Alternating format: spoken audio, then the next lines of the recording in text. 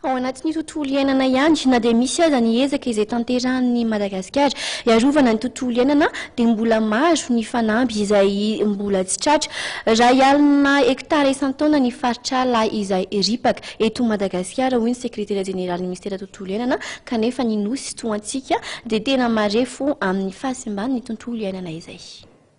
Ho an'ny fitantanana tontolo iainana aloha dia Madagasikara dia anisany nanaiky ny fanitena ny protocole de Kyoto dingana faharoa.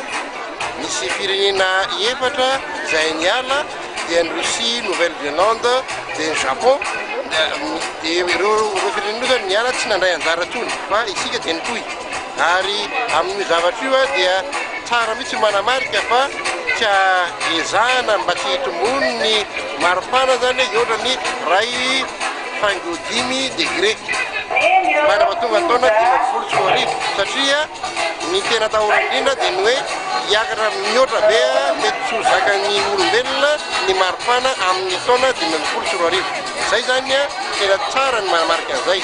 Ny anankiray ihany koa dia manao ezaka betsika zany mba ahafahana miady amin'izay le fiakaran'ny maripana izay dia manao le ataontsika hoe tetikasa mahomby izay niraisy ny fanjakana malagasy ho karazana fenitra sy tarigetra natao dia ny ady amin'ny fiakaran'ny famokarana entona izay avy amin'ny alalan'ny fampianana ny fandropahana alina sy ny fanapotena ny